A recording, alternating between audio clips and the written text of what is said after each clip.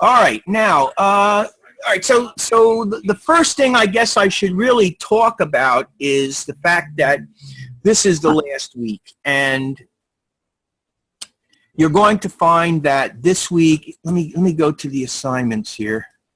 Let's go back one. Hold on. Let me see if I can go back one. That's where I want to be. Okay, so here's week 4. See week 4 here? Yeah. Okay, so week 4, instead of having a discussion, there is no discussion this week. So that saves you a good bit of time that you don't have to worry about putting together a discussion.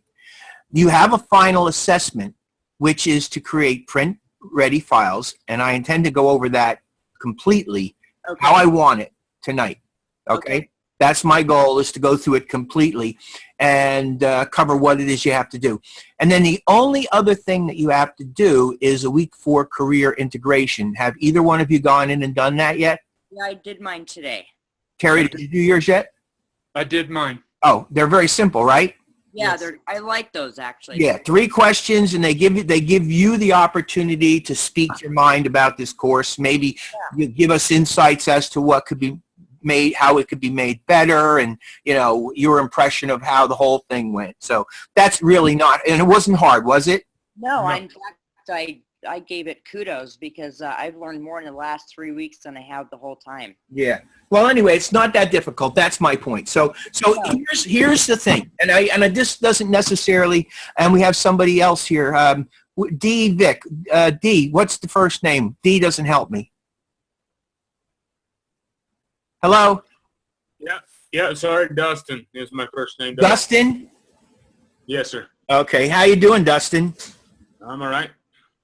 All right, we were just talking about week 4 and what's going on in week 4. We don't have a discussion, and we have just an assessment, which will be print-ready files, and I'm going to go over that whole thing. And the only other thing that you have to do is the week 4 career integration, and I was just talking to Lori and Terry about that. Both of them have done this. Have you done yours yet? Yes, I have. Oh, you did? It was easy, wasn't it? Yes, sir. Okay, so those things are done. What you need to do is just do the print-ready files. I am going to completely cover that tonight.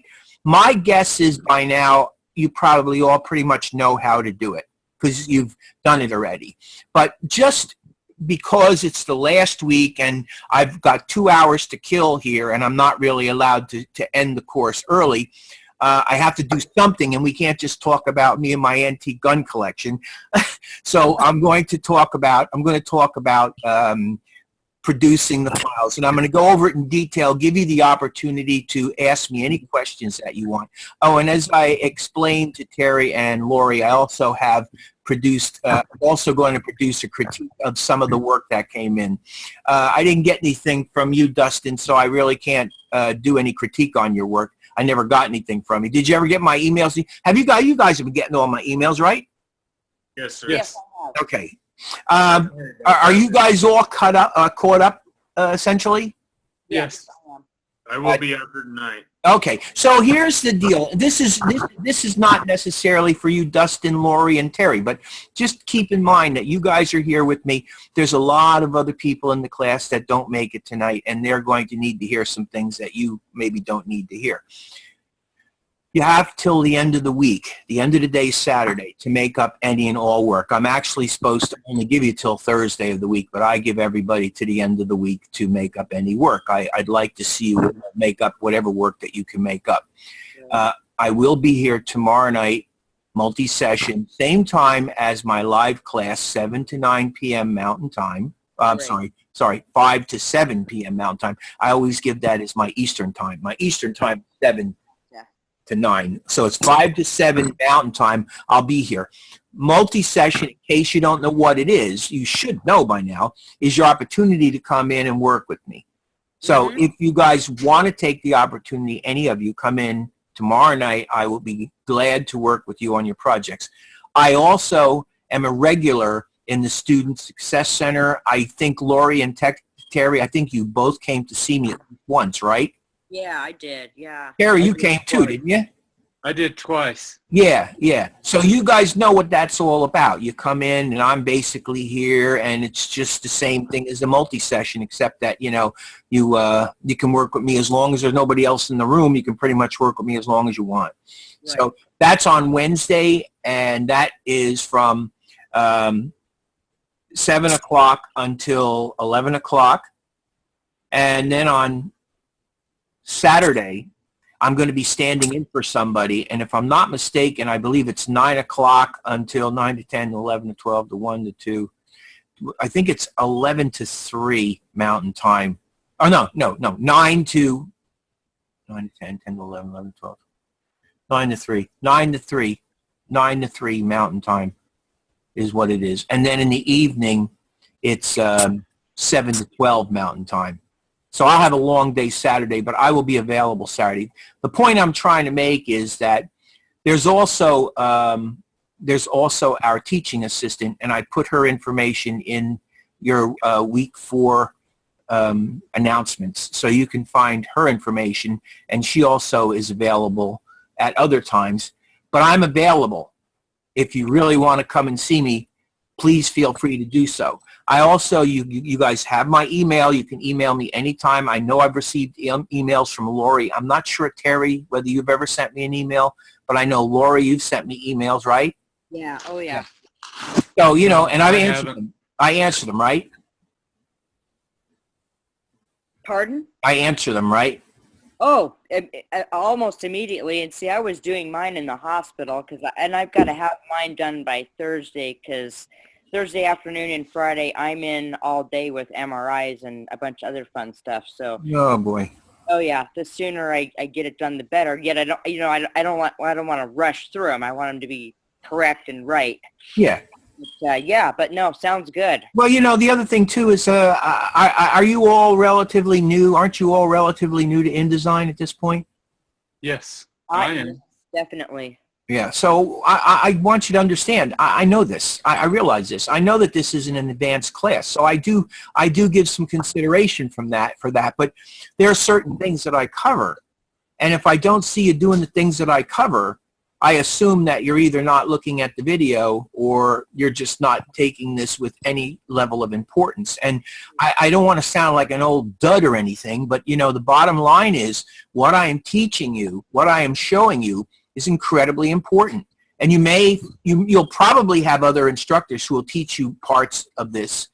But the more people tell you this stuff, the more you'll understand it, and the more that you'll believe it, and you'll realize that, you know, how important this whole thing is, you know, because again, there's 2 areas that you're going to be working. You're going to be working in print, and you're going to be working on the web, you know, web work and print work. Those are the 2 major areas. There's a lot of other stuff in between, but they're very major areas, and there are very specific things that you need to know how to do. Somebody's got to tell you this stuff. I mean, I would be willing to bet you that there's at least 1 or 2 things that I covered in my course that you probably didn't know about. Am I right about that? No, you That's an covered about understatement. 20 things that I didn't know about. Well, the point is, there are things that you learn. There are things of value that I'm giving you, and I'm giving them to you because I know them, and I know you need to know them. And again, I can't give you everything. I know there's many, many more things that I know that you should know, but there's only so much time, and I can't do everything, you know. But you'll have other instructors, and by the time you get done, you should have a very good general understanding of all this stuff and be in good position if you work, you know. Well, yeah, you Definitely. get out of it what you put into it, like anything. Yeah, definitely. There's no doubt about it. So that's it. You're going to be primarily doing one of 2 things. You're going to be either catching up on whatever work you haven't done so far, and that may not apply to you, Mr. Vic and Miss Vanaken and Sexy, but it will apply to somebody. So you don't have too much to worry about. You don't have to worry about a discussion this week. You do have to do the career integration. What does that take? 5 minutes to do? Does it take you more than 5 minutes, would you say? No. No. no. Quick, right? Yeah. Yeah, you just write a statement and a statement and a statement, and bang, you're out. That's all you got to do, you know? And the only other thing that you have to do that's a real assignment this week is the print ready files. You don't have to create anything. You don't have to, you know, you don't have to create the ads. You don't have to create the trifolds. You don't have to create the posters. All you have to do is do a a check to make sure that you have everything correct, and then you're going to basically export them or package them and submit them. And that is what you have to achieve this week. So if you don't have anything to do, you're going to get this done very quickly. I'm going to cover what I want you to do, and I'm going to give you some ideas as to what you need to look for, and also some ideas of what I'm going to look for. Then we're going to have some fun with a critique. I want to do this critique with you for two reasons. Number one, I want you to learn something about what a printer has to deal with these packages that you send him. It's very important, I think, for you to understand why you're doing what you're doing. I think you kind of know why you're doing what you're doing, but I think by my demonstration tonight, you'll get even a deeper understanding of what packaging is all about and how it impacts somebody on the other end of the internet that's going to be getting your files and working with them. So that's a good learning experience for you. Plus, I'll talk a little bit about the files and everything. All right? So before I go ahead with this, any questions, any thoughts, anything at all that any of you guys want to talk about before we move on?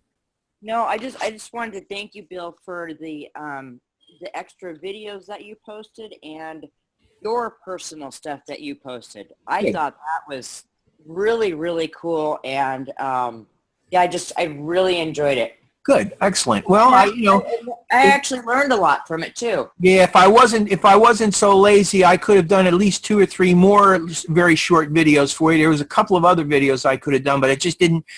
Things didn't work out for me. Princess is here. Hi, Princess. How are you? I'm okay. How are you? I'm good. I'm good. Is everything okay with you? How's your work coming?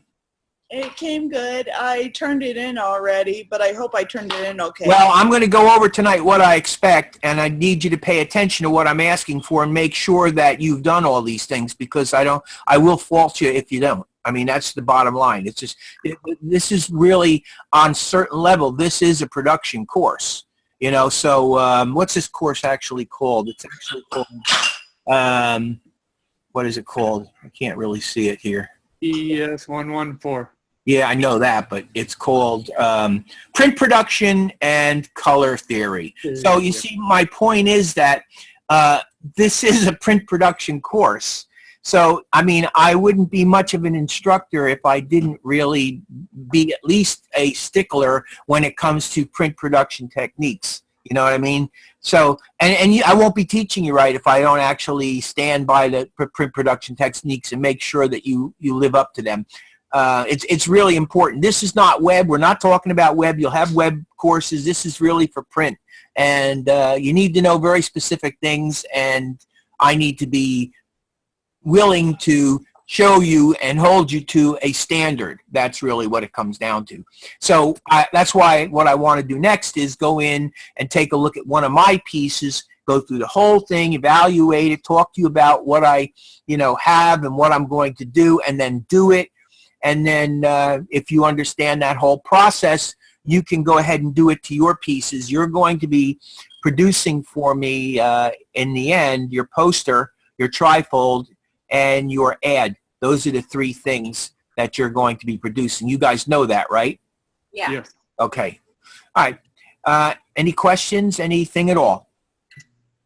No, I'm fine. Oh, Princess, have you gone in and done the, I was talking to them about what we're going to be working on this week. We don't have a discussion, but we have the final assessment and we have the integration. Have you gone and done your integration yet? Yes, I have, and I got 15 out of 15 on it. Oh, you all will. Unless you don't answer one of them, you'll get 15. Or if you say something ridiculous. No, and I don't mean say something bad about me. If you feel something bad about me, you're entitled to say it. You'll still get the points. But if you say some ridiculous thing, then I may not give you the points for it, But you also have a second chance if you mess it up. But it's so easy. I mean, how can you go wrong with that? Is there anything hard about it? No. Not at all. And it really just is an opinion to get a feel for your emotional state after taking this course. How do you feel after taking this course? Do you feel good? Do you feel empowered? Do you feel better? Do you feel worse? That's really what it's all about.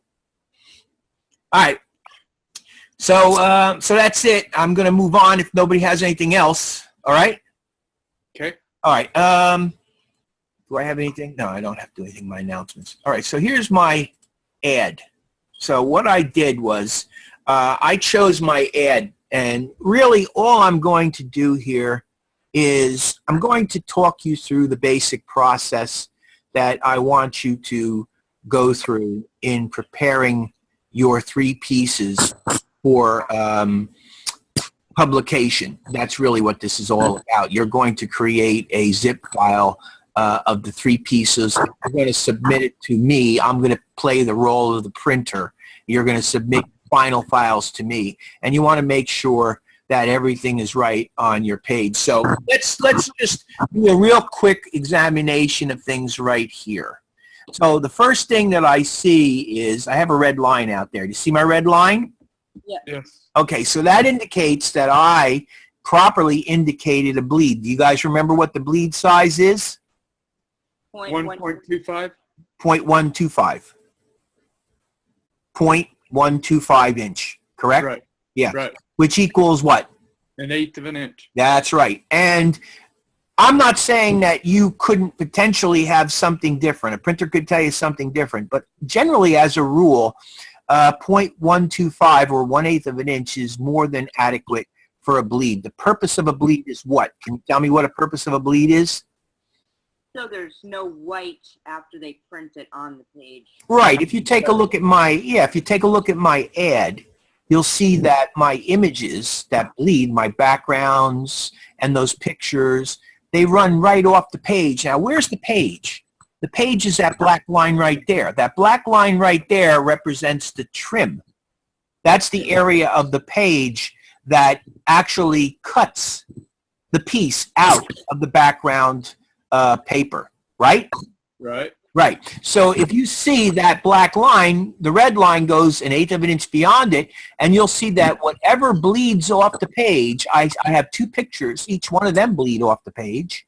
I have a background blue watery image bleeds all the way around off the page. And I got that cool sunset sky look thing up there that bleeds 3 ways off the page. Okay? So that's all correct. Then I have margins. That's the purple line in here, the margins. Now, my text, this is not the most extreme piece. This is very informal kind of a piece. There's plenty of nice space on this. So I don't have to worry too much about the margins. But the point of a margin is, and it's worth talking about because just because it doesn't apply so much to this particular piece, margins are very important. Basically, margins give you a guide as to where you want your elements that are not going to bleed off the page to stop. You generally don't want to put things any closer to the edge than that margin, right? Yeah. Right. So you understand all that, right? You understand that there's a reason for all these things. It's not just arbitrary stuff that I'm throwing out there. I mean, when you're graphically designing things, it doesn't matter what it is, you should be thinking in terms of margins and columns. You should be thinking in terms of trim areas and know what is a trim area. That black line is a trim area. And what the heck is a trim area? It's the area that cuts at the point of cutting the piece out of the page. And of course, your bleed area, which is the area beyond that. There's one other area, and that's a slug area. Does anybody remember what I said the slug area is for, essentially? Guys, remember me talking about the slug area? Yeah, just extra space for the printer to cut with. Yeah, well, it's not cutting, but actually it's extra space for you to put instructions and elements for the printer on. Okay. That's essentially what a slug area is. So those are the actual parts. And generally, when do you put all these parts into your document? Does anybody remember? First thing. Yeah, when you create your document, right? Right. Yeah. So the first thing that you do is, you do all these things. And it's the same with columns. I mean, when you create a document, if you're intending something to have 2 columns, you can work the 2 columns in when you create the page. You know what I'm saying? When you create the document. Right. Right. So all these things means that you as the graphic designer are going to be making decisions as you go along. It's very important for you to understand that you're going to be making these decisions as you go along. Okay? Okay. Any questions? Nope. Nothing at all. Not right now. Okay. So you'll notice that I have the links panel open. And I also have my, I believe, my background image selected now. And if you take a look at the links panel, we've talked about this, but I want to just remind you that there are basically two sections to the links panel. There's the link itself, the link panel itself, and there's the link info, which looks sort of like it's its own unique panel, but it really is associated directly with the links panel. The image that I have selected is called surface.jpg. And if you take a look at it, it gives you information about that down here. This is all very important for you to understand because it helps you to understand what you're working with. Like, for instance, the name of the image, which we know is surface.jpg. The format is a JPEG. Okay, so we know that's a JPEG. That is a form which is acceptable. It's acceptable to print. Now, does anybody know what the other form of picture image that would go to print would be? Can any of you tell me? Does anybody know what it is? Because we didn't talk about this yet. The bitmap? No.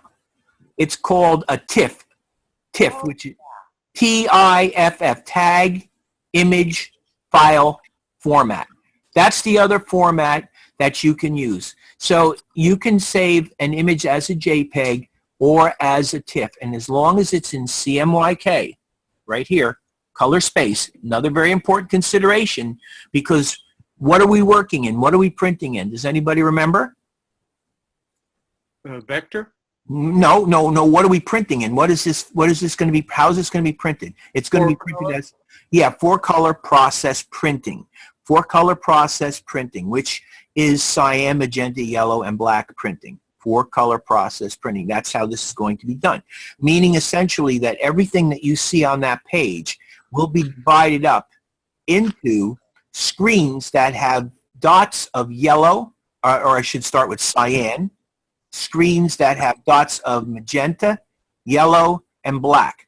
So you lay them down and print them one on top of another, and the image comes about by the virtue of the blending of all those four process plates, and the little dots together give you all of your image. Does that make any sense to you? Yes. Yeah. So, and then the other thing too is it's giving you status. The status is okay. It's giving you a size. This is the size in megabytes, 9 megabytes. That's the size of that background image. The PPI is 300, which is what you want. Effective PPI is 316. That's good. It's got an image dimension size of 2841 by 3787, which is registering in pixels. And then, of course, its creator is Adobe Photoshop CS5 Windows. It's an older picture. Again, we're not in CS5 anymore, are we? CS5 is way back, right? Right. We went to CS5, CS6, and then Creative Cloud, right? Mm-hmm. Right. And then CC14, CC15. So you can see it's way back there. But it doesn't make any difference. That, the image will still come up and will still work for us. And then, of course, we have one layer modified. It tells me that I last modified it, which was today, and I modified, I looked at it. I didn't really modify it. All right, so anyway, that's all that does. And again, it's very important to have all that information. But let's take a look at our other elements, because one of the things that you guys want to do before you actually go in and create any of these things, whether it be a trifold brochure, whether it be an advertisement, whether it be a poster, you want to make sure that every picture that you have is in CMYK, don't you? Yes. Yeah, it's very important because we use CMYK to print. Now, if your printer, and this is another thing that I think is very important for me to talk about, I know I did, but I'll mention it again. You really should have conversations with the printer. You should try to find out who the printer is who's going to be working with you on the project. And you should try to talk to them and get some instruction from them. Okay, whenever you need anything, if you have a question about something, don't call Bill, call your printer, right?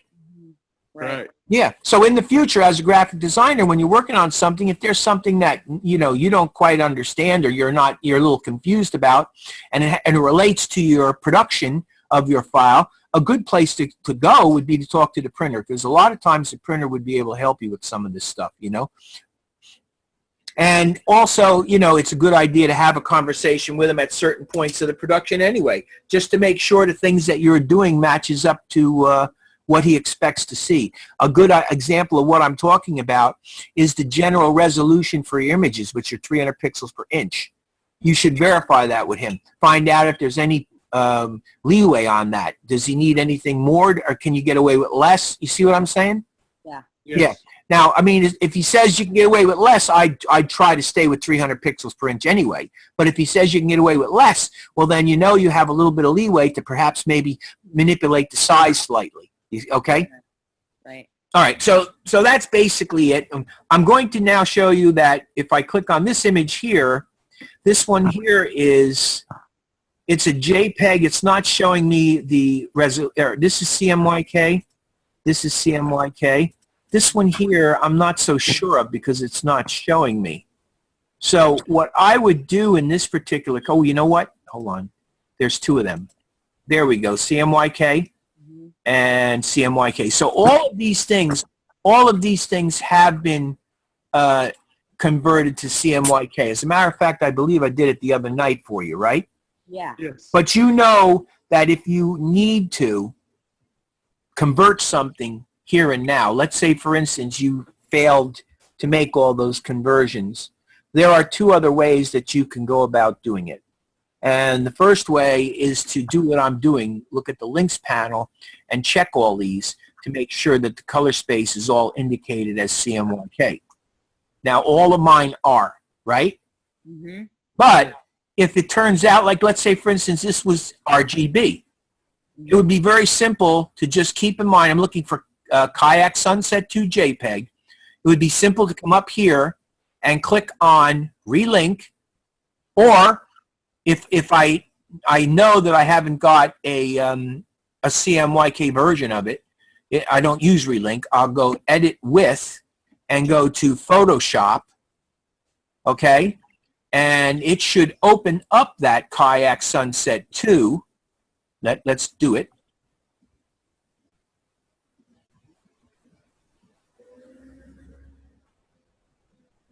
Give it a minute. Okay, here you go. CMYK. Now, I'm going to do something to this because I need to set up a condition. So what I'm going to do is, and again, I'm only doing this for a demonstration. I would never do this in reality, okay, because it's counterintuitive. I'm going the opposite way. What I'm going to do is I'm going to go to image mode, and I'm going to switch it to RGB. Again, I would never do this. The only reason I'm doing it is to set up a condition so that I can demonstrate something. You guys know that, right? Right. Okay, so I'm going to close this guy and save changes. All right, and now I'll come back into my Kayak Sunset 2, and you see now it's no longer CMYK, it's RGB. All right. All right. So the reason I did that is because the next step is after I've got all these things correct in here, I'm going to go to the File menu, and I'm going to go to Package. And notice what comes up. I get my triangle with the exclamation point. This is the reason I did what I did, which was to convert it back to RGB. I wanted to throw this error to remind you that when you look in the summary, you are looking for very specific things. Like, for instance, you're looking to find out about the fonts that you used. Here, I used 3 fonts. None of them are missing, none of them are embedded, none of them are incomplete, and none of them are protected. So when you see zeros like this, generally speaking, you're in good shape. It means that there's no problems. That's essentially what it means, okay? So you need to look for this. Oh, and by the way, I mentioned this to you. You can go in here and you can look at the font's information, and you can look at the colors and the inks, and you can look at the links and the images. But the truth of the matter is, it gives you the exact same information here, only this is done in a much more streamlined manner. And I just find myself, it works as good to look at this. It tells me what I'm looking to know by looking right here at this. Okay? Now, what would you do if you had for instance, under links and images, if you had an image show up as embedded? I wouldn't have to do anything because it would be embedded. It doesn't hurt that it's embedded. It's good. It's not a bad thing that it's embedded. I would have a bigger problem if it came up missing Right. Okay. or modified. Now, Right. if it came up missing or modified, what I would do is I would hit cancel, and I would probably have some sort of an icon over here that's also telling me that it's missing or it's modified. And if it's modified, all you have to do is click on the icon for the modified, and it usually will, re-establish connection to the modified version, and you're good. Okay. If it's cool. missing though, and somebody came to me the other night, I don't know who it was, but somebody came to me the other night with an image that was missing. I might have been you, Terry. Was it you there that came with an image that was missing? Yes. I remember. I'm pretty sharp for an old guy, huh? Yeah. Anyway, you did come to me. We had images that are missing, and what do we do, Terry? Do you remember? You want to tell everybody? We finally tried to trace it back and How decided. do we do it? How do we do it? We went to the menu Menu, to relink, relink. and then we clicked on relink. And then what you had to do is you had to go and locate that picture. And it more than likely, we talked about this too. What might have happened is, Terry, you might have actually taken that picture, and without really being aware of it, you might have moved it from one folder to another.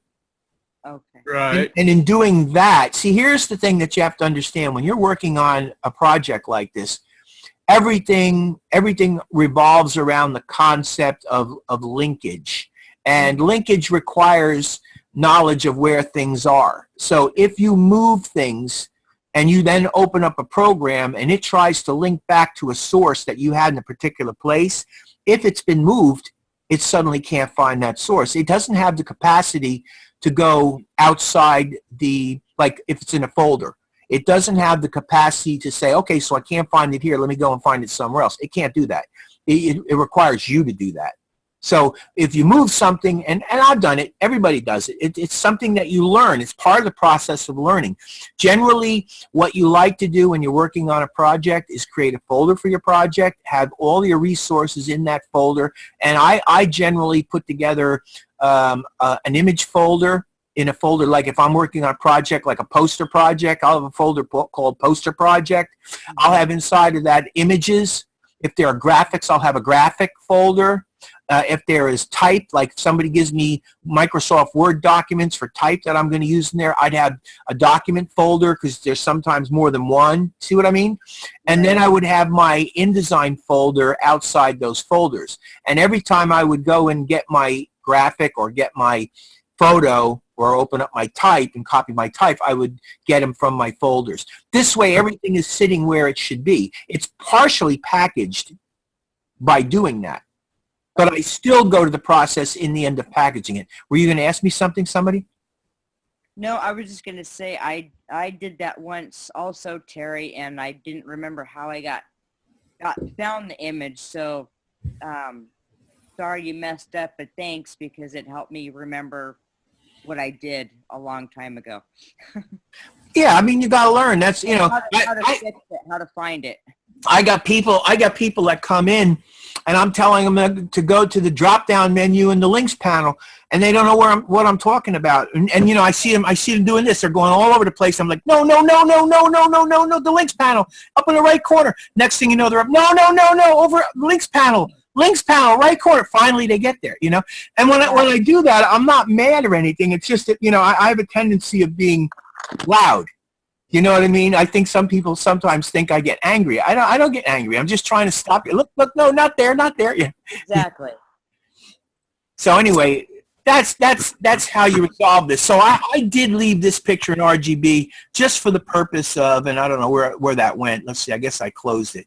Go to File, Export, Package. There we go. Package. We're back on Package. Okay, Package. So here's what we get. Now, when we get here and we see this, in this case, two images use RGB color space. Well, you guys remember, right? It was only one picture, right? Mhm. Right. Okay, why is it telling me two images? Why do you think that is? You got 2 copies of it? That's right. I actually do. Let me hit cancel. You're right. That picture right there is the sky from that picture right there. So I'm using that same picture up there, and I'm using that picture right there. And you're only seeing the sky in that part of the picture. Here you're seeing the entire picture. So actually, watch. See? KX Sunset 2, JPEG 2, meaning that there's 2 applications of that picture in my composition. So these are the things that I just want you to understand, because it's very important for you to know what you're dealing with when you're dealing in this program. It's really not very difficult once you get comfortable with it and you overcome the fear of it. I mean, do you feel you've overcome the fear of this yet, or are you still a little bit reluctant to deal with it? I'm a little I'm actually enjoying it. Oh, you're getting it now? It's fun, but I'm having a hard time understanding. Yeah, you know what? You will. It takes a while to understand. It's not the same kind of program as Adobe Photoshop. Adobe Photoshop basically is an art creating program where you actually create artistic applications of images and text and things for specific purposes. Illustrator is a vector art program, so you're creating art in both of those programs. That's the best way I can describe it to you in a nutshell. And I'm with Terry on the still learning. I mean, a lot of my fear is gone, but I'm not hesitant anymore. It's just like Terry said, learning it. Yeah, you're scratching your head every once in a while. But believe me, I do too. You know, there are times when something will happen and, you know, like I'll just have a brain freeze and I'm like, wait a minute, where am I and what am I doing? What, you know, it happens to me too. You know, I think it happened to me the other night. I was in here working on something and one of you guys pointed something out, obviously, and I just totally missed it, you know. So these things happen, but the bottom line is this is a layout program. What you are doing in here is you are creating a layout and you are taking diverse elements, which primarily are graphic elements such as text, graphic elements, and photo resources, and you're combining them all together into a layout. So really, if you want to technically talk about what InDesign is, it's a layout program. That's what this is. It's a layout program. Just like Adobe Dreamweaver is a web page layout program. Now, the specific reason I call it a web page layout program is because the majority of the things that you are doing in Dreamweaver amounts to web page design, web page layout. In InDesign, however, you could be laying out any one of a million different things. So it is a generic layout. I mean, you did, in this course alone, you did a poster, you did an ad, and you did a trifold brochure. 3 entirely different pieces with 3 entirely different purposes. And that's only 3 of millions of other possibilities that exist. And when I say millions, you know, there are slight variations on things. There are multiple different ways that you can approach a trifold brochure alone. See what I'm saying? There are different size ads you could create. There are different size posters. I mean, if you drive by a billboard, that's essentially a poster. You see what I'm saying? So there's a number of different ways that you can apply, but what it really comes down to is you're working on layout when you're working with InDesign. All right? Any questions or any thoughts or anything that you want to throw at me? No, just I'm learning a lot from my screw-ups. Well, that's how you learn. I mean, you should learn from everything. You should learn from everything. And one of the things that I told you that I recommend that you all start doing is you should start becoming very aware of all the pieces of paper that pass by you. Magazine covers, pieces of paper, I mean, an ad, a flyer. Look at them, even bad stuff. Look and see. Learn by looking at things. I did that for years. I did that for years. I would grab anything and everything. I'd sit there in offices and I'd just flip through pages, and every once in a while I'd stop on something that catches my eye and I thought had a really nice look to it, and I'd think about it and try to figure out, you know, how it was done. And there's a whole process involved in learning that way as well. Yeah, so that's what I did at the hospital when I was waiting in between my MRIs. Is you know, they just give you a stack of magazines. Yep, and you just sit there and peruse through them and see things that, and you know what I used to do every once in a while after I did it for a good long period of time? I used to see things in magazines or in publications that I thought were really very cool. And what I would do is when nobody's looking, I'd rip them out of the page, fold them up, stick them in my pocket, and I'd take them home and I'd sit and try to recreate them in the program that I thought that they were recreating. No, I even thought of doing that, Bill, and it's funny because the doctor, they had a, I don't know, it was Discovery Magazine or something. Yeah. He did an article on the Titanic, and, you know, he's like, you've been reading that for an hour, and he's like, you know, just take it home with you. So it's like, I would have said, thank you, and done it. yeah, exactly. But I thought, you know, maybe during, you know, holiday vacation, I can just go in there and mess with it and see what I come up with. Yeah, well, that's what I used to do. I used to do that a lot, you know, when I was learning. I mean, believe it or not, when I went to college, I graduated in 1976. There weren't even computers then. I used to be a graphic designer working on boards where we had, you know, the T-squares and we had the markers and the pens and the inks and all that stuff. We never did any of this stuff, you know. We never even set our own type. The type, we used to spec type and send it out, and somebody would set the type, and then they would send it back to us the next day, and we would get, you know, raked through the coals if we made mistakes in the typesetting. You know what I mean? So here we can do it all ourselves. We actually become desktop publishers here, you know, because we actually have a program that can do all of this for us. But when I started out, we didn't have it. And I got to tell you something. I worked for many years as a graphic designer. When the computer came out, I ignored it because I thought after somebody showed me it, a friend of mine who was a photographer was very into it when it first came out. Even before it was able to display what it was doing, everything was black and white, but this guy was all into it. He was convinced. He was very smart that way. I was like, oh, this isn't going to happen. This isn't going to happen. And I was wrong. And I literally, for about maybe 4 or 5 years, I was more or less out of business. I really couldn't get any work at all. And then this good friend of mine started working with me and allowed me to come in and use his computer. And he wouldn't help me because he wasn't a teacher. But he said, you can use the computer. I got all the programs, the current programs. You can use it as much as you want. Just don't ask me any questions because I can't help you.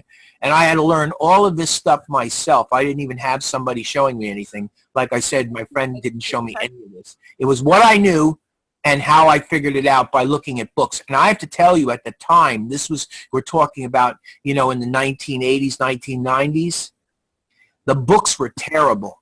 They were very, very poorly done. They were technical. They weren't, you know, I believe me when I tell you, I had a full head of hair at one time. It's practically all gone. At one point or other, I ripped it all out just trying to learn this stuff.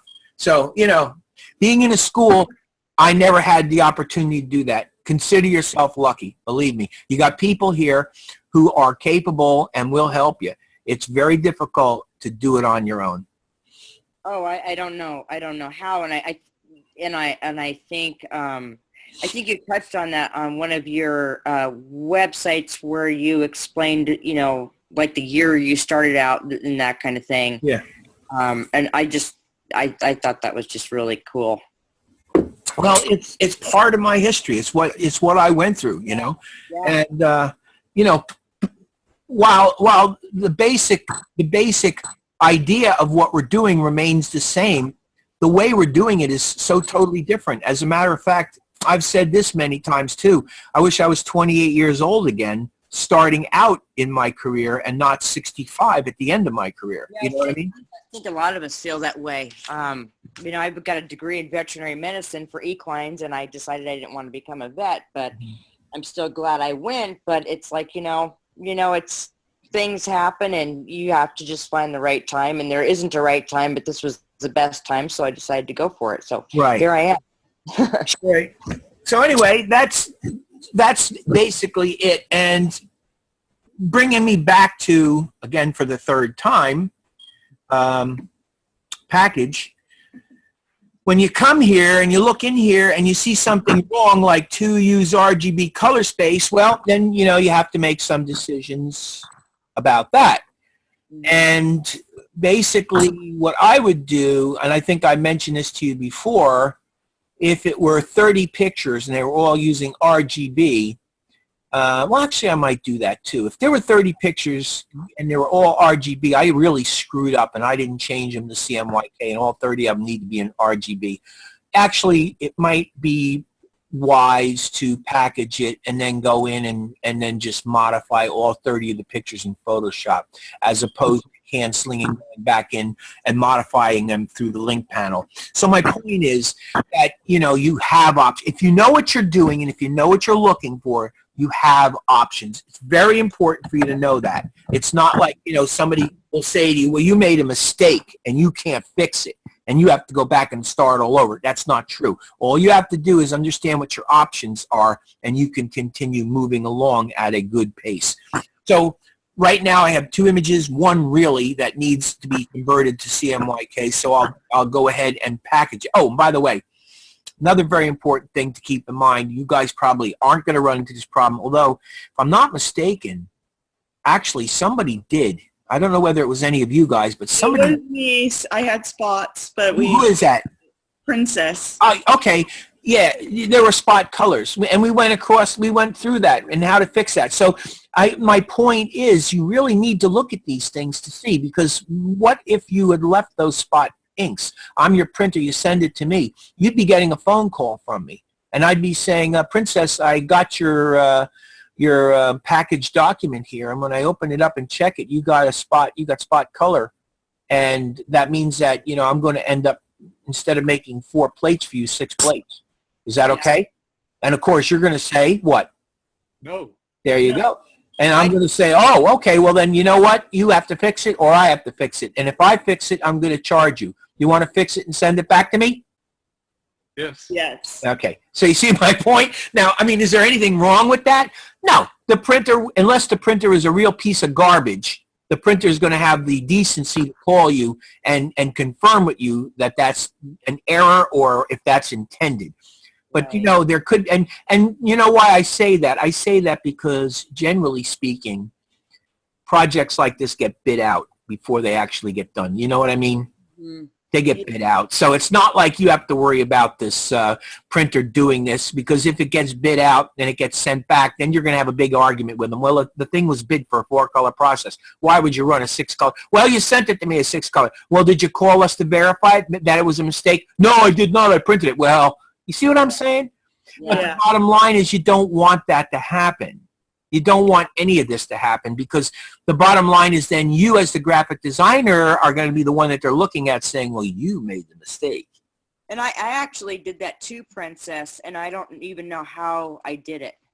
Well, when you went in and chose your color, you chose the color and you didn't convert it from spot to CMYK, or you accidentally converted it to spot. It's not hard to do. You remember me doing it? Yeah, I do.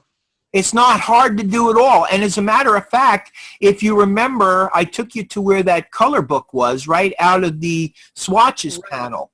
And that color book was CMYK and spot colors. And I specifically told you that those colors are the colors I generally like to use, because they're the colors that are reliable to one another.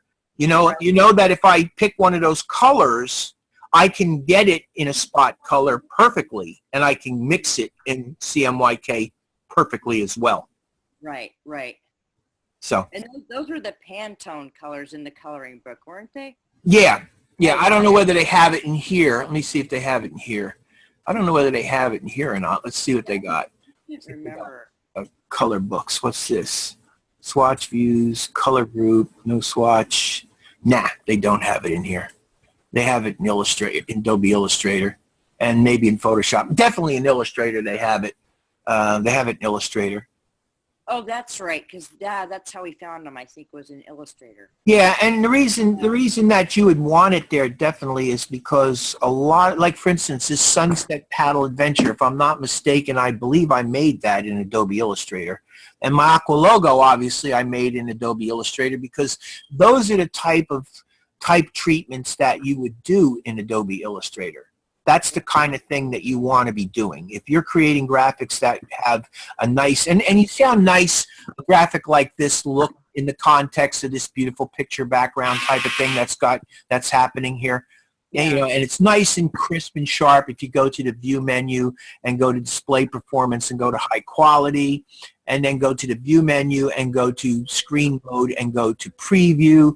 You see what I mean? This is it makes a really beautiful page. The whole thing works out really nice because the graphics are created from the right sources. That's really what makes the whole thing nice, is that everything was done correctly. And that's what you as a graphic designer have to learn to do. You have to know that when you're working on type things like this or graphic devices, you want to go into Illustrator to do it, and you want to make sure that you save them in the right file format, which would be one of two, either EPS, encapsulated PostScript, or PDF, which, again, I covered in one of the lessons. You guys should have some memory of that. And then you bring all this stuff in and combine it together to create your graphic. So let's see, did I ever package that? I don't think I ever did. Let me go back to packaging. Packaging, and let's package this. Okay, so you got all this, right? Yeah. Any questions about any of it? No. Okay. Just keep in mind that all this is really the same as this, except it's in a slightly more expanded form, okay? More information. But for our purposes, summary is usually pretty good, and I can just go in and very quickly take a look and see that everything is the way I need it to be. What I love about this panel, this right here, whenever you have something that it perceives as being a problem, it'll let you know, which is great because you can't miss that, right? Right. All right, so I know what my issue is here. What were you going to say? I've seen that a lot. Yeah, but you also, when you see it, you also can then look over in the information and figure out what the problem is. And once you know what the problem is, you know exactly how you're going to go about resolving the problem. There's nothing in here that isn't resolvable. It's all problems that you can fix if you just know what's happening, you know? Yeah, exactly. That's what's really important when you get into this stuff, is you just know what's happening, you know? And somebody's got to walk you through this because, I mean, if I didn't explain all this to you, you probably have a very difficult time figuring out for yourself. You know what I mean? Yeah. Right. All right, so I hit package, and then, of course, it tells me that it's got to save this. This is what you're going to do for all your pieces. I'm only demonstrating it with the one, but you're going to do this with all three of your pieces, your poster, your trifold, and your ad. You're going to go through the same process. So it says a publication must be saved. So it does one final save. The reason that it's saving that final save is to make sure that it locks in all the information that it's going to extract and put into that packaged folder. Okay? So I hit save it now, and it pops up with this. Now, this is not a trifold. This is an ad, so I'm going to change that ad. And as I explained to you before, you know, you have contact information, your company name, an address. It's up to you what you want to put in here. I put this stuff in here, and it's always in here because I do this demonstration every time I teach this class, and I just walk through this, and that's the general information that I have in there just so that you know what I'm talking about. A phone number is always good, you know, just to make sure, because if the printer is working on something, the printer probably knows how to get in touch with you. But let's say the printer has an associate working on it, and they don't know you very well. Well, they can look in the folder in this printing instructions, find your phone number and your name, and they can call you. So that's why it's a good idea to do that. Do you need a fax number? I don't know. I don't think so. An email number, I would put an email number because a lot of times people will send you an email before they'll call you, or if they can't reach you by phone, they'll leave you an email. Maybe it's an emergency. They found an issue that they got to question you about. They want to get this thing printed. They're on a deadline. See what I mean? So they'll call you. They can't get you to leave you an email. This way they've phoned you and emailed you, and you're going to get back to them. And then, of course, some final instructions could be anything at all that you might want to tell the printer. I have no idea what that would be. In this case, it could be anything, you know. So whatever instructions you think you want to make sure that you put into this document to cover your butt. But is it okay to leave it blank except for the file name? If you don't, well, I mean, I would not. No, I would not. I would put, if I were doing something, I mean, in this case here, you're talking about for your submission to me? Yeah. Oh, yeah, yeah. No, you don't have to put anything in there. You put in, I'm telling you what you have to put in there if this were a real job. I know, but I was just meaning for the. No, you don't have to. You can just, what I would like you to do is I'd like you to, where you have, if it's an ad, put ad. If it's the trifold, put trifold. And if it's the, I did do that. yeah, that's all. And if you want to, you can put your name, and that's it. You don't even have to do that. But no, again, this is all for the purpose of you understanding that there is a purpose for all this stuff. It's very clear. I packaged all three. I just wasn't sure what to do after that. All right, so what is happening so far? Did you follow the instructions so far that I've given you here? Okay. All right, so everybody else good with this? Yes. All right, so we continue. And what then happens is I'm one step away from packaging this. The folder right here is going to say what the name of this is. I'm going to call this my ad, and I'll call it DES dash 114.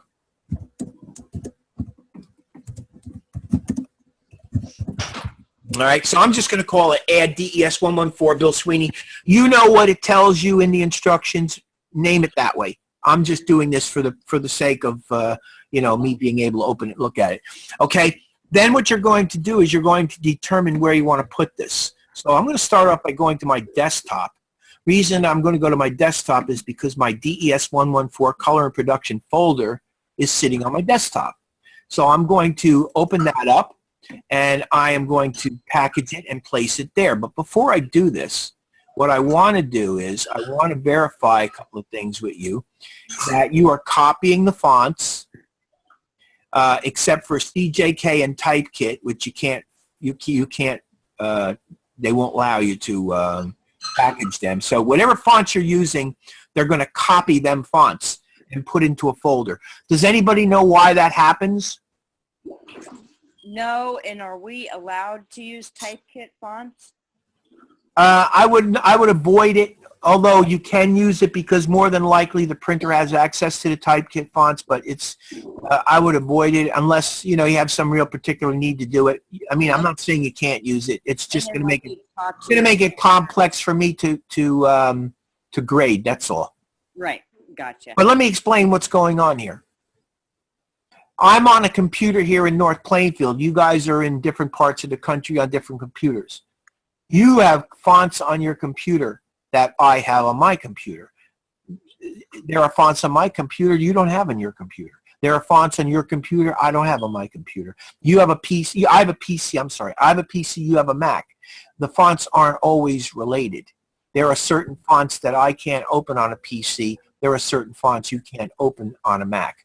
So when you send your packaged file to me, and you're working with a font that I don't have on my computer, I'm going to get an error message, and it's going to tell me that I am not going to be able to, the program can't find the font, and they're going to make a substitution. And that's a problem. So by putting the fonts in there, it gives me the opportunity to open the fonts up on my computer if I'm able to, and apply the fonts to your project, making it look the way it should look. Does that make sense to you, how I explained that?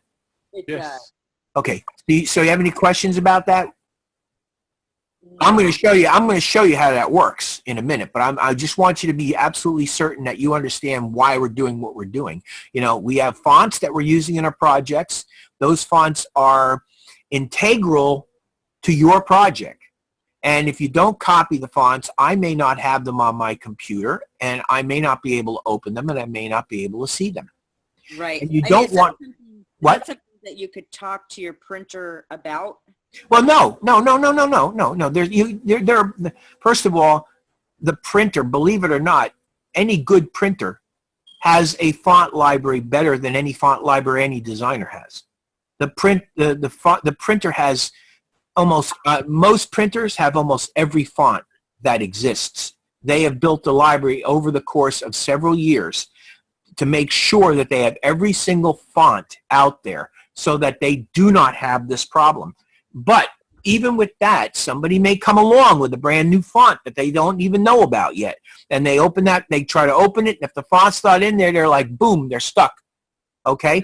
Now, these fonts, the printer can only use If you supply me with fonts, I should only be using it for your project. So if I'm a printer, I shouldn't be using that for any other purpose but for this particular project if it's something that I don't already have. Okay, gotcha. Okay. But that's the way this works. And it's, you know, it's kind of an honor system, but it's always been that way. Now, the other thing is copy linked graphics. Well, this I think is logical. Basically, it goes back to what I was saying to you before. When you're working with these resources, especially people who are more new to this program like yourselves as opposed to me, as I explained to you, I generally take all of my images. If I'm making a poster, I make a folder. And I have folders inside, and I have one of the folders inside would be my pictures. And one of my folders inside would be graphics, okay? And I would make sure that every picture that I'm using goes into that folder, and I don't let them move. Once I put them in there, they stay in there. Okay, and even if I'm not using a picture, if I decide in the end to change a picture, I leave the original picture in there because it's not hurting anything. Know what I mean? Right. And I'm going to end up packaging it anyway. And what packaging does is it extracts out extracts out and copies whatever files are actually being used in the piece. The rest of the pictures, if they're not being used, just are left alone. It doesn't copy everything. It just copies what is being used in the piece. Right. That's what it does, okay? And it's the same thing with updating graphic links in the package, okay? Basically what that means is it's going to create a new document in the folder, and that document will include all the updated graphic links. So now you have a new document that's actually being copied and created into the folder, and it's going to also drag a folder in that has pictures that are being used in those updated graphic links, and it's also going to copy all the fonts and put them in there so that you have everything that you need to open this thing correctly if you're on another computer. Right. So that's what the whole point of this is. Does that make sense to you?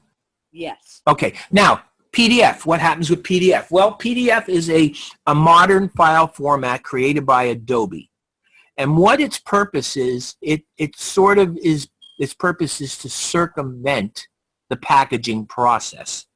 What it does essentially is it creates a folder that extracts everything and creates a self-contained file. So in other words, it's doing the same thing, but instead of doing it in a package, it's doing it in a file. Does that make sense? Yes, it does. Yeah. So in other words, the fonts are being extracted and kept into that file. The pictures are being extracted and kept into that. The color is being extracted and kept into it. The textures, everything that is used to make that file is being extracted, captured, and turned into a file form called the PDF, Portable Document File. That's why it's called the Portable Document File, because it has everything it needs to be a self-contained unit that the printer could then use to separate and create the file. So what you generally do, and it's getting to the point where you probably don't even have to do this much anymore because the PDFs are becoming very widespread use. There's widespread use for them, and they also are becoming better and better all the time. But it's always a very good idea to package and produce a PDF at the same time. Now, I'm going to create a PDF here. I'm going to include a PDF for print. Okay, and I'm going to leave it set to press quality for now, okay, because again, I would have not gone to my printer and I have not asked for very specific press instructions. So there's some things that I would need to do with my printer if I was going to be doing this for real. But for our purposes, press quality is good. And what press quality means essentially is it's a quality that's up to grade for a CMYK environment. That's essentially what that's supposed to mean. Okay. There are 3 different settings, by the way. There's actually more. There's high quality print, and I think I mentioned this to you. High quality print is what would be used if you're going to be printing this off of a color printer. And then press quality modified. I made press quality modified just so that you could see that there is normally a press quality. Press quality modified is when you or me go in and talk to our printer and get some instructions from our printer and modify that press quality to their specifications. Okay. Okay. Then the other thing that you have are these PDF X1A, X3, and X4. These are different file formats that might be requested by the printer as well. That's why, as I say, there's a certain point when you're doing this prep work that you call a printer, and as you're doing these things, ask him questions about this. Do you need any of these settings? What setting would be best for you? In this case, we're just going to go with press quality modified, pretending that the printer gave me a couple of little modifications and I did it, okay? Okay. All right, now I'm going to hit package, and it's going to come back, and it'll tell me about the restrictions that I mentioned to you about using the fonts. It's basically just telling you that you can use the fonts for this particular project, nothing else. That's all this really says.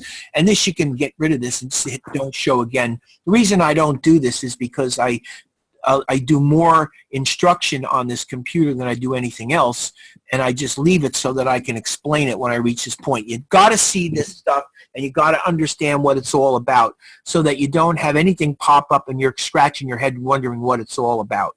Does that make sense? Yes, I would never check that box. Well, you can once you, I mean, you after a while, I mean, I've seen it so many times. I know you can't use the fonts for anything else. I know that. And I won't, and I don't think the printer will either. But as I was saying to you, it's kind of a kind of ridiculous warning, because the bottom line is the majority of the printers that are worth their salt have all these fonts anyway. The only fonts they may not have is something new that you'll come up with that they didn't know existed. And the moment you send it to them, then what they'll do probably is go out and get it, you know, and then they'll have it. Right. So I'm just going to accept this, and you see now it's actually packaging my document. And it's take a minute, and there I can come over to my Design 114, and there's my add DES 114 Bill Sweeney, right? Mm-hmm. Everybody recognize this? Who Princess, did you say you submitted yours already? Yeah, I did, but I wasn't sure if I did it right. Well, after seeing this, did you? So far? I don't think I named it properly, but I did. That's a small detail. All that other stuff you did right? Yeah. All right, so that's okay. This isn't named properly either. You got to name it according to the instruction they give in the assignment. Right. I just named it this way because I, wanted to be able to find it. But you name it the way they tell you to name it in the assignment. It tells you how to name it in the assignment, right? Yeah. I open this up, and here are my document fonts. Okay, so I use Adobe FN18 first, and then Lobster 1.4, Myriad Pro Regular, Myriad Pro Semi-Bold. Didn't use a lot, but they were all there. Now, if I were to send this file to any one of you, and you didn't have Lobster 1.4, and you tried to open this file up, because I'm going to do this in a minute with these critiques, and you're going to see this stuff happen. Mm-hmm. If I were to go and try to open this thing up, or I'm sorry, if you were to go and open this up, do any of you have Lobster 1.4? Have you ever heard that font before? I don't. I have Lobster 1, but not 1.4. Okay, so you have Lobster 1 instead of 1.4. It might be the same thing. I don't know. At any rate, my point is that that font would throw up an error message if you tried to open it without that font. So what you would have to do is you would have to open that font on your computer, which I'm going to show you how to do in a minute. It's really simple to do this stuff, and all this is very logical, and that's what this is all about, just to give you a demonstration of how these things work. But anyway, that's what this is all about. It's actually collected these fonts and put them in the folder so that if it goes to a printer, and if the printer doesn't have Lobster 1.4, he can open Lobster 1.4 right from here and then open up the document, and Lobster 1.4 will appear in his opened file. Okay? Okay. Links. Here are my links. All right? Open this up. And here are my links. And the Sunset Kayak is, let's see, which one was it? JPEG, I believe it was that one with the sky. That's the one right there. Okay? That's the one that I have to convert. So what I would do with that is I would open Photoshop at this point, and I would just simply grab that, drag it into Photoshop, open it up, and you can see what the problem is, right? See it? Yep. Image, mode, CMYK. You're about to use CMYK with the US web-coded SWOP v2 profile. Now, I talked about profiles a little bit, right? Yeah. Yeah. Okay, this is a pretty universal profile. What does it mean essentially? It means that it's going to be printed on a very large piece of paper. It's actually a web coded stock, and it'll be coated. In other words, it'll have a slick surface, a coated surface. And that's why, if you remember, we had coated and uncoated inks. Yeah. And I believe I use the Right. coated ink, and the reason I use the coated ink is because I got it set up. I got it set up for US Web Coated, SWOP. It's going to be done on a web press, okay, with a coated stock. So I'm in good shape, and I'm just going to accept that. It is now CMYK. I close it. Do I want to save the changes? Yes. Okay, so now that's done. And that means that that picture is no longer a problem. So it goes back to what I was saying to you before. It's a very good idea to do all this stuff in advance. When I have 4 pictures up there, I kind of knew going into this that those 4, I'm preparing myself, and I'm pretending that this is what was given to me to create this ad. I know that the logo has to look the way the logo looks, so I would either create this EPS or I'd find the EPS and I would use the EPS of the logo. These pictures, I would check them before I begin to make sure that they are not in RGB and that they are in fact CMYK. If I unfortunately forget to do that, I have options that I can follow once I get them into my document to correct that problem. But you have to really be aware of this, that these pictures need to be converted. It's very important for you to do that, not just because I tell you to do it, but because, in fact, RGB is incorrect for print. Right. Okay? And you need to know that. That's really what the whole lesson's about more than anything else, not just doing it because I want you to do it. All right? Right. And then, of course, go back, and there's my little document that if I were to open this up, it would have my instructions on it. And then there's my new document. This is the ad that I created, and that's the ad that was duplicated from my original. Okay? Mhm. And then there's a PDF here. So let's open the PDF and see what we get. Okay, now you see this PDF? This PDF came out, and in a very good way, this is what I want you to look out for. Notice that all of the printer's marks showed up. So what I want you to do is I want you to verify that the printer's marks show up. All right? So it doesn't mean that you just go ahead and do this and create that PDF. You need to open the PDF and check the PDF to make sure that your printer marks are there. Mine did. Okay. Now, if they don't show up, then all you need to do is to come back into here. Let me get rid of that. Come back into here and go File, Export. Okay? And you get, I'm going to come in here. I'm going to overwrite this. I'm going to overwrite it. This is in my let me go up to my, see, ADDES114 Bill Sweeney. I'm going to open that, and I'm going to overwrite this, Adobe PDF Print. I'm just going to overwrite that so I can demonstrate how you do this. All right, so I'm overwriting it, yes. Okay, so this comes up, and what you want to do is you want to leave all this alone because this is probably all, okay, press quality is good, but you want to come over here and check marks and bleeds. Make sure that all of your marks and bleeds are showing. Or if the printer tells you to use specific things, that you show the specific things that the printer wants you to do. Okay? You understand?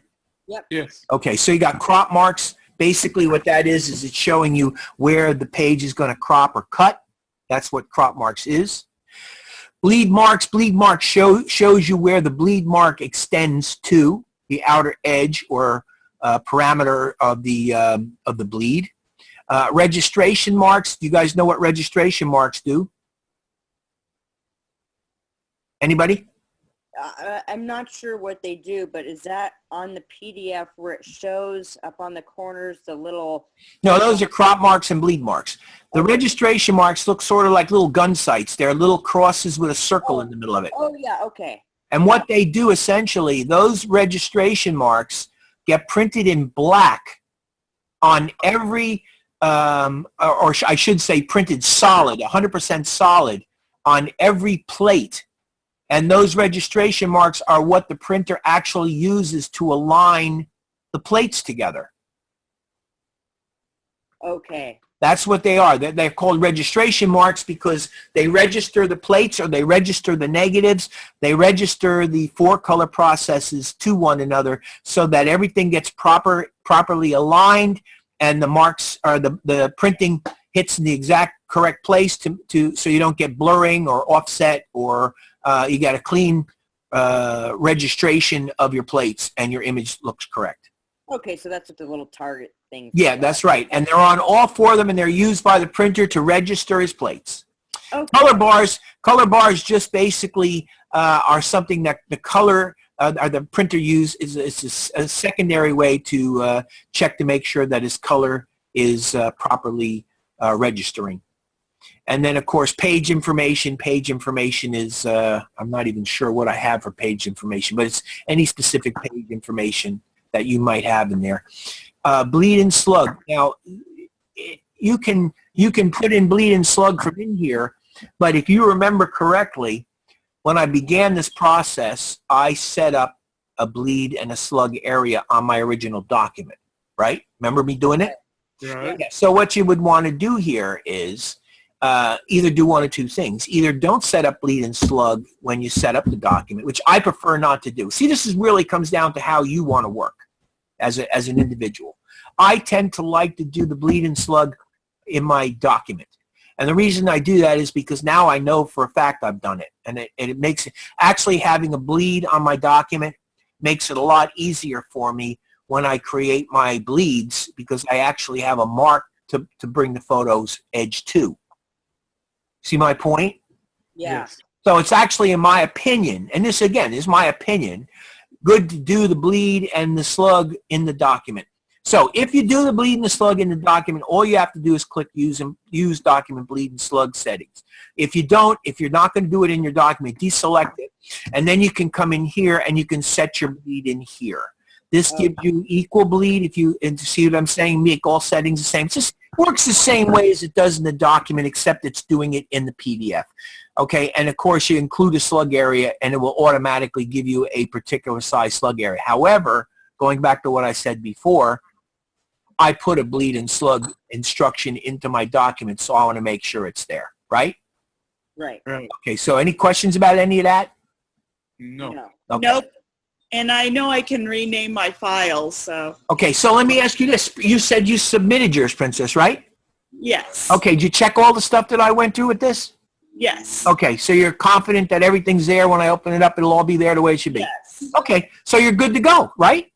Yeah. There you go. And you can change your name. Okay. Hope is somebody new come in. Hope came in, right? The only thing I'm unsure about is the PDF, because I wasn't sure if you wanted us to submit all 3 PDFs or just one with all 3. Well, you could have created what if you watched what I did, you could create the PDFs when you were making your package automatically. I know, but I was meaning I combined them all into one and submitted that. You should include all the PDFs, and probably the better way to go, I don't think that's a good idea. I think you're probably better off to create packages for all 3 projects and then zip them in their own separate little folders. Okay. That's probably the way to go, because it could get a little bit crazy if you do it the other way. Okay, I just wasn't sure if you wanted them all in one PDF to make it easier to access them all at once or not.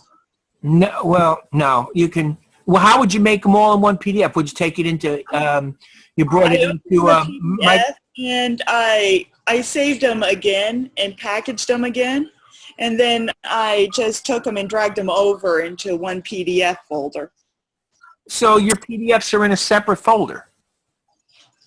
Not exactly. I just opened the PDF of the tribal book folder, and I put in the poster and the ad. Oh, so all 3 of them are in one. Yeah. All right, well, that's okay. That's all right. Yeah, I don't mind. As long as I can open them up and look at the 3 of them, I'm good to go. Yeah, and I sent you the zip folder to all three of Maybe them. what you could do is if you have a moment, just go in and put a reminder in for me that you did that way so I'll know. All right. I mean, I'm sure I'll spot it, but it'll just be easier if there's a note because I'll see it and I'll read it. I read stuff when people Okay. leave me notes, No, I'll read it. we'll submit them separated so you know which one's which. Okay. All right. So you're all good with this? You understand what's happening here? Yeah. So I Yes. hit export. And now if I come back in and take a look at my DES 114 here, okay, well, actually, see, it opened it up. Okay, it automatically opened it up. So you see what I'm trying to say? If you look at this, all of my marks are here. See those two little lines right there? Yeah. Okay, those are your bleed. What that shows you is that shows you the leading edge or the outside edge of your bleed. This right here is your trim. So if you think about it logically, look at from that space there to that space there, what do you got? 1/8 of an inch, right? Right. Okay, from that space there to that space there, 1/8 of an inch. So even though you're not seeing any lines, the mark is showing you where the outer edge of the bleed is and where the actual piece trims. That's what this is showing you. Okay? On all four corners. I better go. The baby needs me, but I'll submit the three as separate ones too, okay? The PDFs. Yep. Okay, very good. Okay, sorry, the baby's kind of needing me. That's fine. You go right ahead. No problem. Bye. Then these here on all four corners, or all four sides, I should say, those are your registration marks. And again, the point is that the registration mark is used for the printer. He actually traps the plates to each other by virtue of those. This is a grayscale. This gives him a good idea of the gray range, the tonal range of the image. If that tonal range is correct and is negative, then he's going to get a good tonal range. And these colors, if these colors are accurate, he has something that he measures it to. If these are accurate, then he'll get a good representation of color. So that's really what those two, the purpose of those two are. The printer may or may not ask for those things. Generally, they'll ask for them, but they don't always. So does that make sense to you so far? You got any questions about any of that? No, it makes sense. And are all those colors they show, I'm assuming those are all CMYK? These colors are just basically colors that he uses as a way of charting accuracy. Oh, okay. These colors, if these colors are accurate, these colors in here will be accurate. If these colors go off, then everything's going to go off. So he's looking for accuracy up here. If he finds accuracy up here, he'll find accuracy down there. That's it. That's a simple explanation of what's going on there. There's more technical ways of explaining it to you, but that's a simple way of looking at it. Yeah, cool. All right, and then down at the bottom here, look, it's extra information. Bill add Monday InDesign 1, and then a date 12/5/2016 8:23 p.m. See what I'm saying? There's your so that right there shows you every single thing that's being applied to this by those settings that we set in the PDF dialog blocks. Okay. All right, that's it. That's what you need to do. You guys good? Yeah. Okay. Any questions at all? I'm sorry, I just joined. What were we just talking about? Packaging, Okay. right? Packaging. This is the very end of the packaging, Hope, which we're talking about the PDF. Now, you can go back and you can watch what we discussed up to this point. It's all in there, right, Lori? We're all good with that. We got everything covered. Yes. Yeah, Vic, you good? Terry, Yes, I'm you're fine. all good? Yeah, we're doing fine here. Okay, so we're actually all clear on this, and do you think the overall presentation was clear enough for you guys to understand what you need to do for Hope's benefit? It's for Hope's benefit because she came in late. So Hope should have no trouble, right, Terry? No, not at all. Yeah. No. Right. So I tried to cover everything, Hope. I really did. I tried to cover everything that you're going to need to do. You know, really this week you just have to finalize your layouts and package them for me, and that's what we were covering tonight. Okay? All right, thank you. All right. So that's it. And we have a little over a half hour. So what I'm going to do in the last half hour is I'm going to, let me get rid of this thing. I'm going to do save changes. Did I do anything to this? No, I didn't do anything to it. What I'm going to do is I'm going to do some critique work. Okay, so I'm opening this up first. Now, before I actually get into doing some critique work, let me explain to you what's going on here. When you guys send your submissions to me, what I generally do is I generally start off by checking pretty much everything. So in other words, I'll check your InDesign, and I do it very briefly. And the only reason I'm checking it is because I'm looking for things like your pictures to be converted from RGB into CMYK. I look for stuff like that. And I look to see that you have packaged and you have fonts and whatnot. But what I mostly pay attention to, your PDFs, because your PDFs basically show me in a nutshell what you're doing. If your PDFs look correct, then there's a good chance that your package document is correct, because they essentially do the same thing. I don't know who it was, but one person submitted a, what was it? Was it a trifold? Something was submitted to me. I think it was a trifold, and somebody had a very strange border or something. I think that was me. I think I sent it in with my margins showing. Who's this? Lori. Oh, Lori. Yeah, okay, somebody did. I don't know who it was, but somebody did. And I caught it, and I said, "What? Get rid of that line." I don't know what that line is or how it was there. You did get rid of it, though, because I think I remember it ended up looking pretty good. But there was... I don't know how I got rid of it, but I did. Yeah. Well, anyway, that showed up. So, see, what I'm trying to get at here is that there are unpredictable things that occur, and sometimes they occur just because you guys are new to this program. There are things that you do or don't do that happen, and it's not that, you know, you're deliberately making mistakes. You have to learn, you know. So the only thing I have going for me is I can try to explain to you as best I can what's going on. You know what I mean? Right. So that's why when I look at this stuff, I'm trying to explain what I think should be done. And there are a number of different ways that you can go. I mean, there are times when type doesn't look right. There's not proper contrast there. In other words, there are technical things that relate to the program that you could do wrong. I think I checked off somehow margins or something when I was preparing the PDF. Okay. But I caught it the second time. I did not catch it the first time. Yeah. Well, it was gone. Whatever you did, it solved the problem. Right. My point is that there are technical issues that you could get wrong. Like, for instance, a good example might be that, you know, you're not using spacing properly. Like, for instance, to space a line, a subhead away from body paragraph, a body copy, you could use 2 to 3 returns, which is ridiculous. It's not what you do. I mean, when you're working with type, you use 1 return. You don't use more than 1 return ever. I mean, basically, if you want to move type, you have 2 choices. You can either use line height or leading. You guys know what that is, right? We talked about it. Yeah. Right? Line height or leading.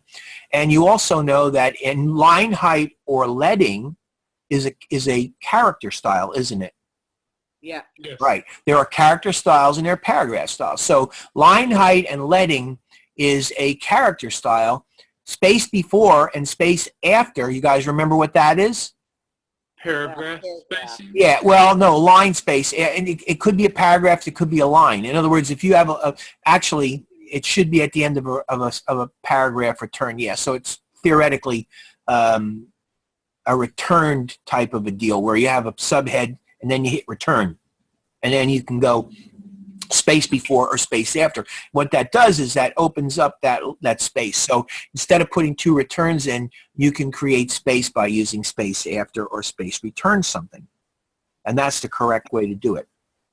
Okay. So there's technical things that are wrong that you could do wrong, and I have to try to correct that or help you correct that.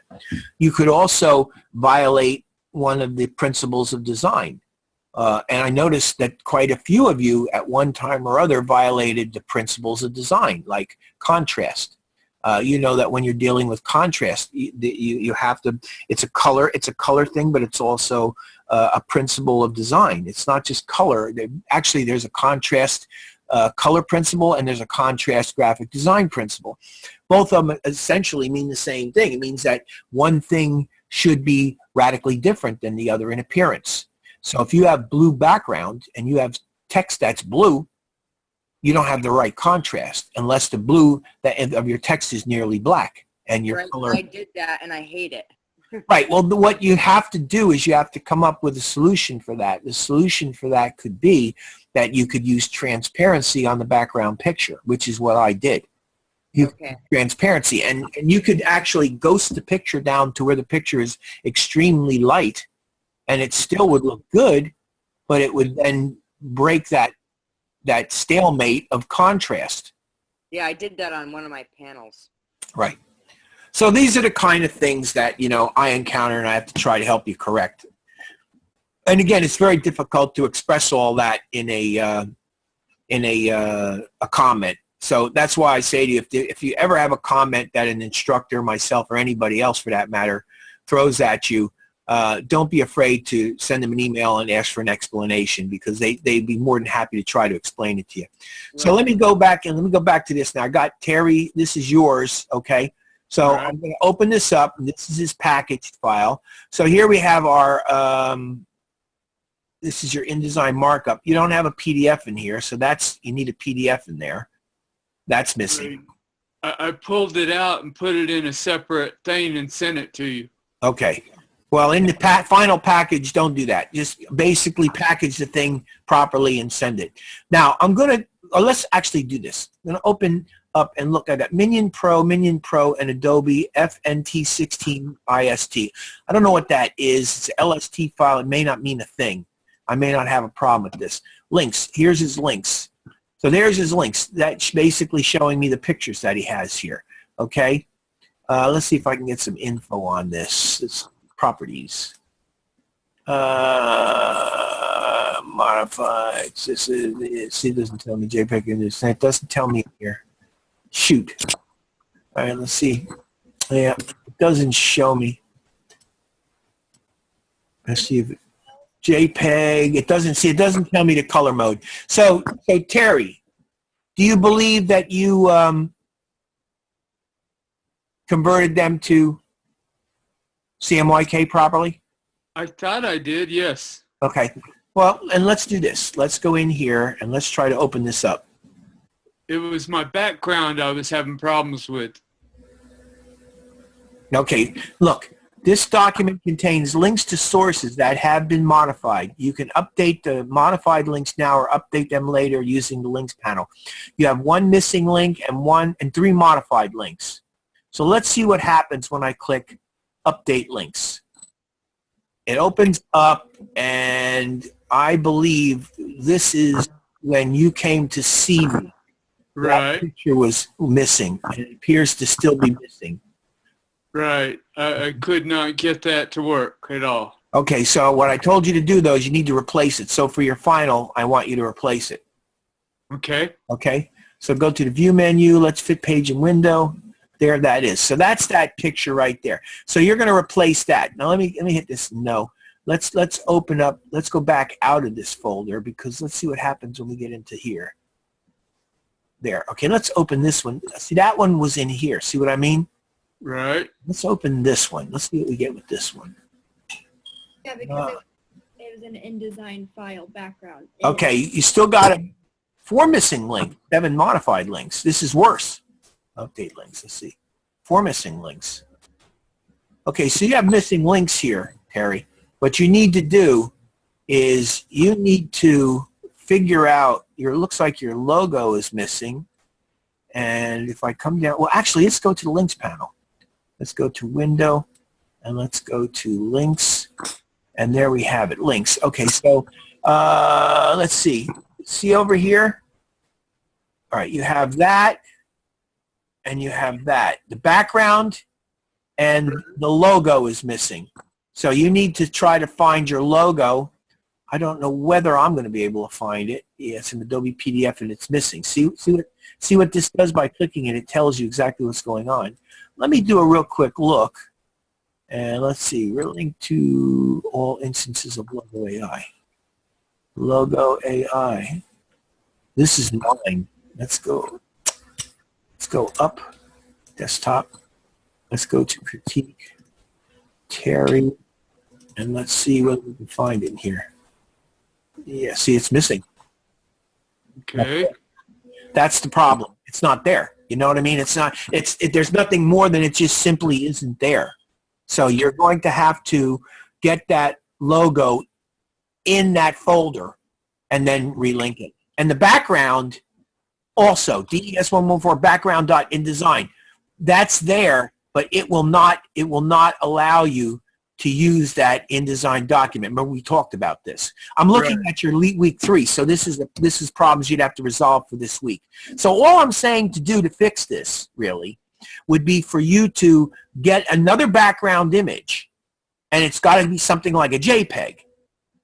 Okay. And I told you what I would recommend you do is to just look for kayak or water, water images. I do a Google search of water images, find the biggest water image you could find of a nice background like I came up with, something very, very watery and very simple, and just use that as a background, okay?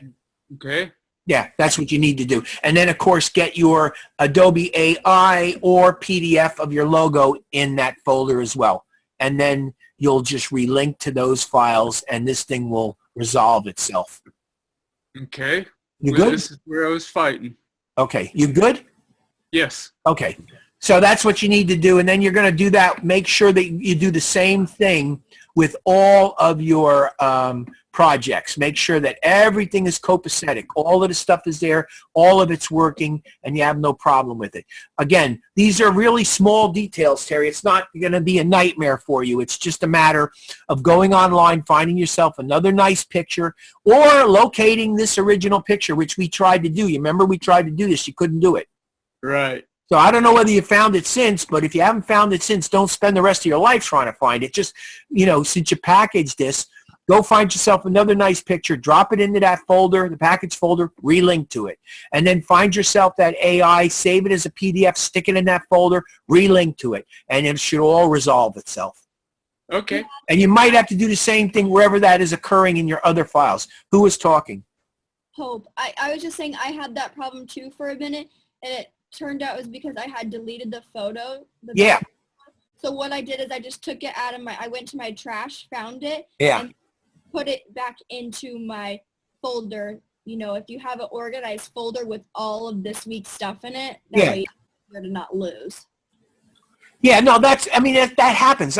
That's what I'm saying to you. These things link. They all link. And if you move the image, which I do, I've done it. And I've been working now for 12 years on this stuff. I do it. You guys haven't been working anywhere near as long as I have.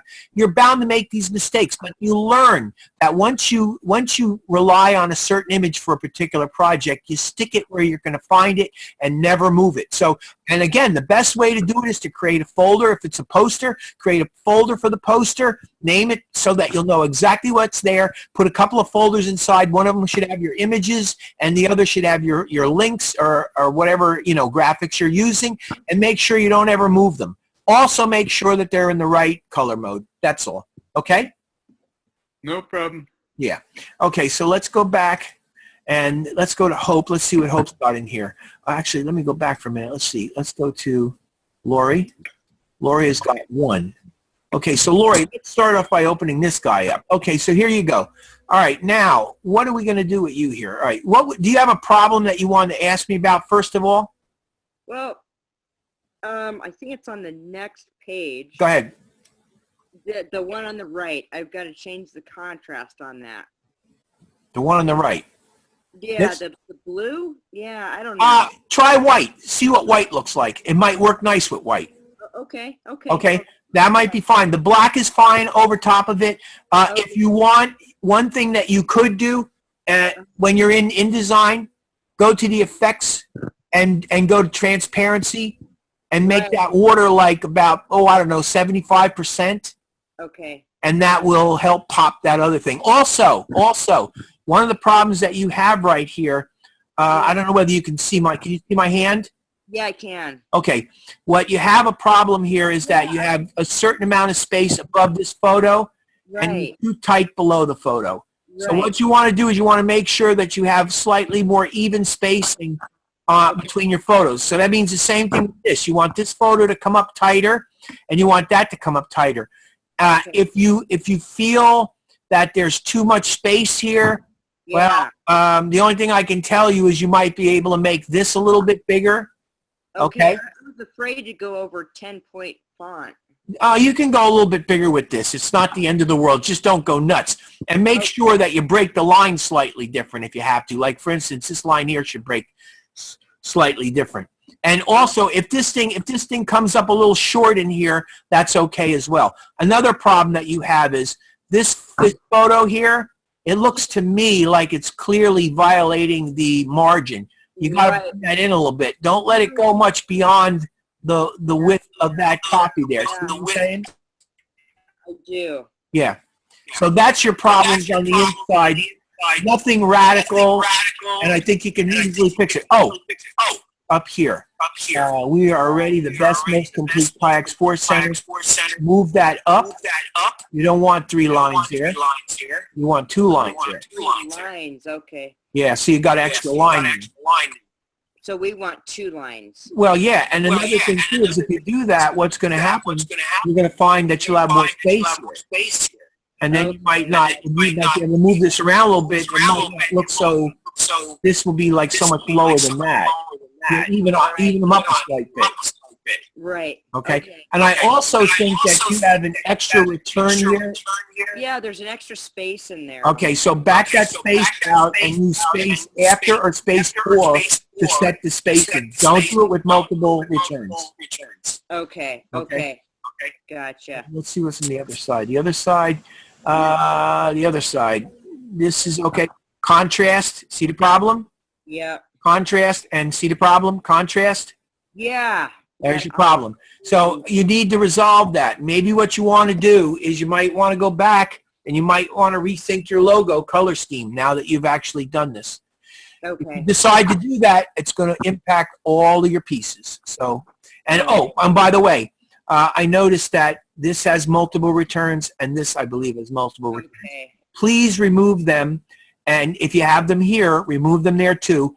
Use space before or space after.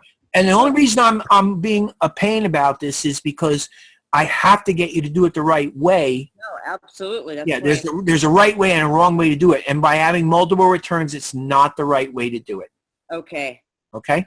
Other than that, I think you're probably okay. Again, be careful of the width of this. It might be too far over. You might want to bring that in a little bit. And I'm not 100% sure that having just that one picture bleeding off there makes sense. You might want to just trim that into, I don't know. You'll have to think about that. Having it trim off the cover isn't so bad, but maybe over here isn't the best solution. Exactly. Okay. All right? Cool. You good? I'm good. All right. I think All right. the logo would be cool if that like little thing in the middle was like a yellow color or something. Yeah, that's a good point. You know, if you brought it up to a bright yellow like you see in that canoe, if you come up with some kind of yellow similar to that, that would actually be pretty good for that. Yeah, good idea. Hope, thank you. Appreciate the input. Okay? Be very careful of your bullet points. They probably could come a little bit closer to the water drink. They're not bad, but they are a little bit off. They could come in a little tighter. Remember how I fixed that? You know, I really struggled with the bullet points. Tab panel. Oh, tab panel. Yeah, come tomorrow night come tomorrow night. I'll show you again how to do it. Yeah, I can't come, or let's see, no, I can come tomorrow night. Come. It'll only take 5 minutes. Come tomorrow night and I'll show you how to do it. I'll show you how to do it now. Yeah, he just showed me. It was really easy. I can show you how to do it. Hold on. Update links. Wait, I can show you how to do it. Now that I'm thinking about it, I can show you how to do it. Watch. I don't know what's the matter with me. I got the thing right in front of me. For one minute, I'm thinking, I'm not going to worry about the fonts. I'm just going to close that. This isn't an example. This is just to show you how to do the bullet thing. Okay. Okay, so here's what I'm going to do. I'm going to zoom in on this area right here. Okay. Okay. So what I'm concerned about are these bullet placements right here.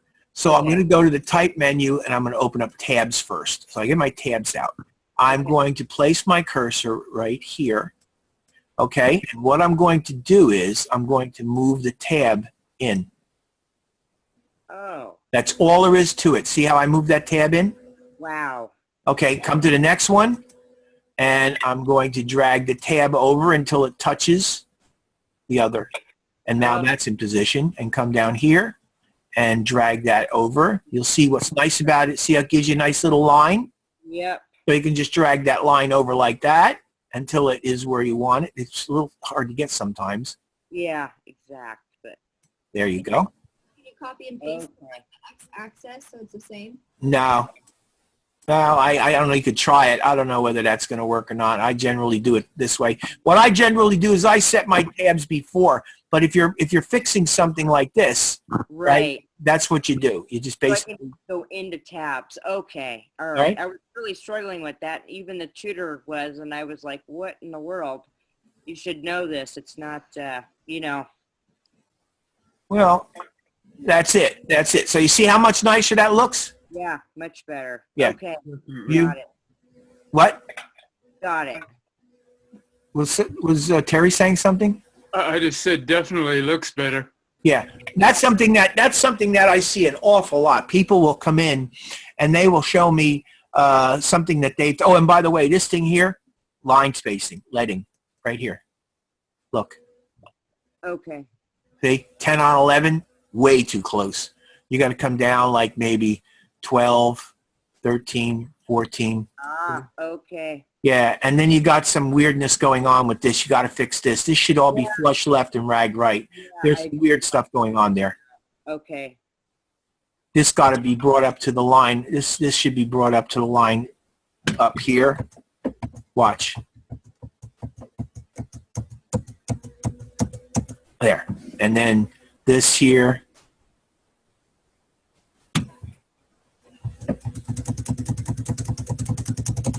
And then enter there. And then all of this should be flush left. Okay. Which it is, but then you've indented this. I don't know why. You've actually, what you've done is you've come in here and you've indented all this. You've given it spaces. See, look. Right. Yeah, I know. I was told to put an indent on it, and I don't know why. It was. No, I was well, frustrated. you want to just do this. You want to get this thing to where it's flush left.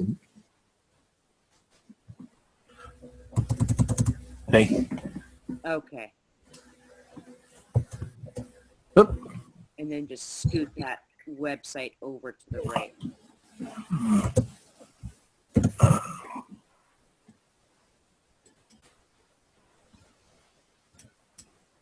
Oh, what's going on with this? Enter. Why is it going all over there? I don't quite get that. I don't know what's going on with that. You have, let me go to paragraph. Wait a minute. Let me see what's going on with this. Would be in my styles. Window.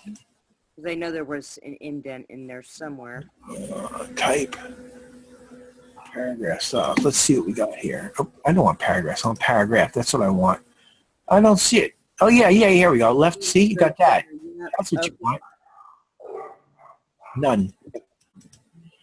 Okay. See, it's still not going over. I don't know what's happening with this thing. Huh. Oh, it's still in set. There. That's it. Wow.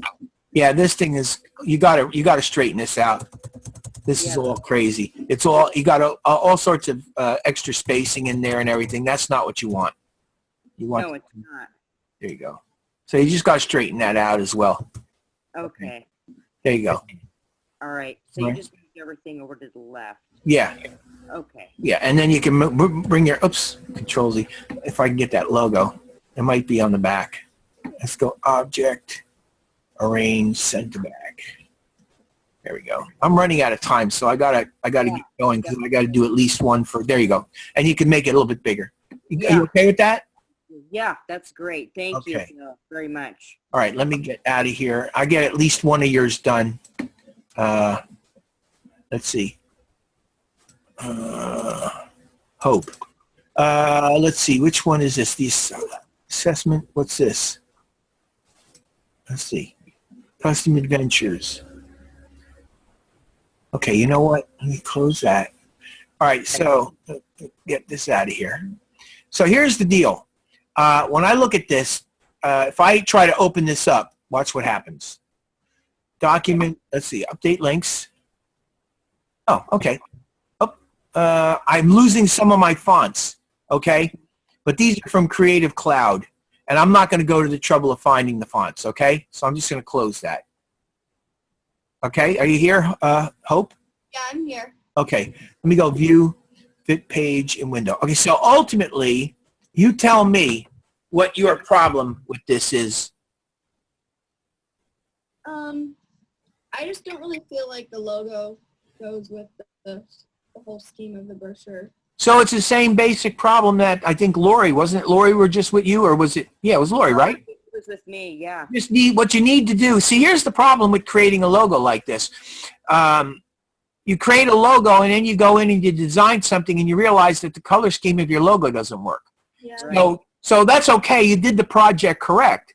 But what I would recommend that you do, since you have 3 pieces, you're going to have to fix this on all 3. But the one good thing that you have, Hope, is that all 3 of your pieces have similarity, right? Yeah. Right. So what I would do if I were you is I would, before you actually get to the point where you're going to package and submit all it, because the rest of this stuff looks basically okay. I mean, I'm not nuts about that red color that you're using there. It kind of buzzes a little bit. You might find something a little bit different with the color. You know what I'm saying? Go green maybe instead of red? Just, you'll have to fool with it a little bit. You know, frankly, you'll have to fool with it a little bit. I don't know what to tell you at this point, but it does have a tendency of buzzing a little bit. And I don't particularly like it very much. I think it's a little bit annoying to read. Let's go to the view menu real quick, and let's go to display performance, high quality. Let's get a better look at this.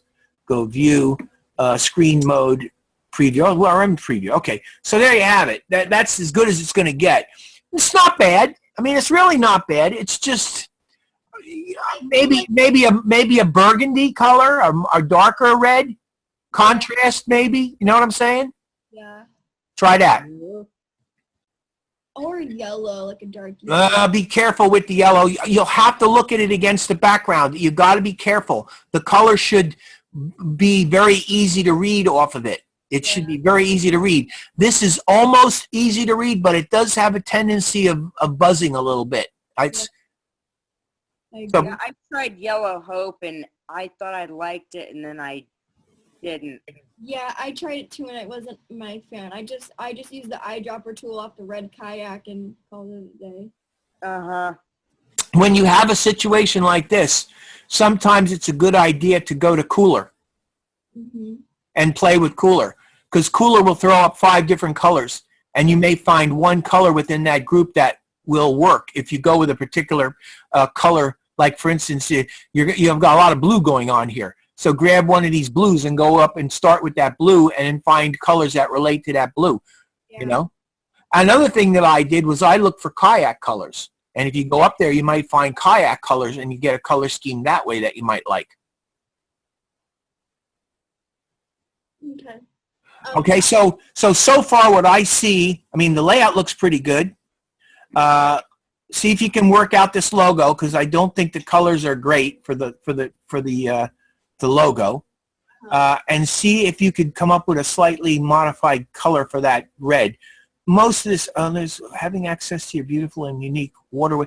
You got a problem with spacing here. You got to figure out what that is. Yeah, I don't know how that happened. You might have, let's see. Hold on.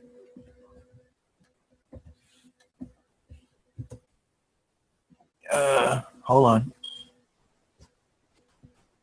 Look at my leading is 23, which is really high. Well, let me see what your leading is here. So your leading there is 15. So your leading here is 15. And 15. There you go. Now, you may have put in, let's see here. Did you put in a return here? You did have me do a soft return there. You did a return. Oh. Oh. I think I separated it to 2 paragraphs. See, even one's too much. See, I had that problem too. So what I would do with this is I would come back in here and I would try, let's go back. Let's try a space after. What am I doing? I'm having one of these moments. I'm confused. You think YouTube. the hyphen has something to do with it too? What? The hyphen on waterways? Hyphen. Yeah, Yeah. at the end of that sentence. Waterways. Where do you see it? Right Oh, there. waterways. Well, what I would do with this is I would come in and I would go to the paragraph panel. Let's see, window. Type, tables, paragraph. Where are you at here? There you go, paragraph. I'd remove hyphenation. There we go. Okay, because I know that messed me up. And it multi-day, broke it on multi-day, Huh. which I don't like very much. I would do a soft return on multi-day like that. Okay, and I don't like that one word widow. So what I would do with that one word widow is, I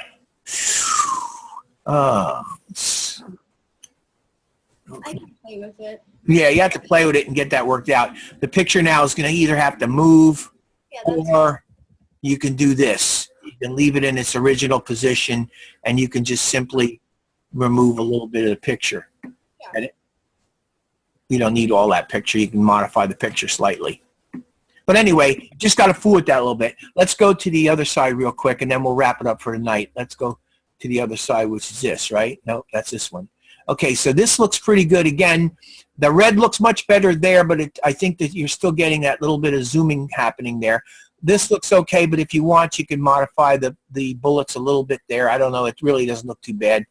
Other than that, I think you look like you're in pretty good shape. Okay? Oh, you got an extra space here. See it? yeah. You need the space to be, you know, kind of like normalized. So what I would do is I would get this thing back up there. Whoop, backspace. What do you have? Did you have put space after? No, I use leading. Oh, use leading. Okay, don't use leading. Oh, that's what I did too, Hope. I should use space after space before. I know, I always forget that. Well, anyway, what you want to do is you want to get this. Are you sure you didn't use space before? You didn't. I'm just not figuring out why this thing is going back there. Maybe just try low. Enter. Something's holding that up there. I don't know what that is. Let's see if it's this. I don't see it. I'm not sure what's causing it.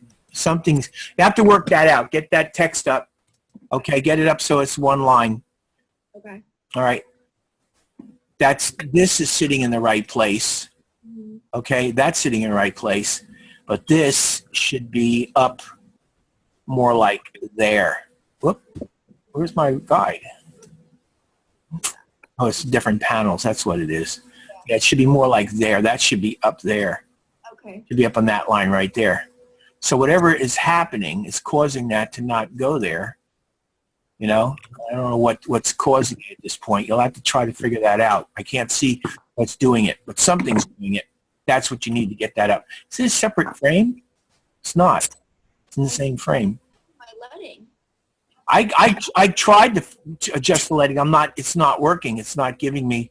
I think I just got on just the guided wildlife tours. Just that one. All right. Well, you can play with it. Anyway, that's what you need to do there. If you're going to do that there, then you probably want to move this up as well. If you do that, what you'll do is you'll just move this up right to there. Right? See? And then you just take this photo. Let's go to the view menu and let's go to screen mode preview. There we go. And yeah, you see you can move this picture up a little bit to about there. And then you can move this copy up a little bit to about there. See, I'm just making rough adjustments, but you can make them better. But you see how it's not really hurting anything? Yeah. Nothing's really getting hurt, but you're getting things more aligned. This has got to move up to that line right there, and you'll look pretty good. Yeah. Okay? All right. I don't want to hold you guys up any longer. You guys got any final questions? Basically, we're out. We're done. So you guys got any final thoughts or any final things you want to ask me before we wrap it up for tonight? I just wanted to ask you real quick, Bill, you're going to be on at 5 o'clock Mountain Time tonight? No, tomorrow night I'll be here from 5 to 7 Mountain Time. Okay, great. Yeah. Great. 5 to 7 Mountain Time tomorrow night. Wednesday night, I'll be in Blackboard, which is actually Student Center, from 7 to 11. What day was that? Wednesday. Tomorrow night, I'll be here tomorrow night from 5 to 7 for multi-session if you want to come in and work with me then. Wednesday, I'll be in Blackboard from 7 to 11. And Saturday, I'm going to have a double shift in Blackboard, which is 9 o'clock in the morning until 11, and from 9 o'clock at night until 12. Okay. Saturday. Okay? All right, I will see you tomorrow night. Okay, very good. You all have a good night. You too. See you Yeah. later. Enjoyed it. Yeah, thank you. Thank you.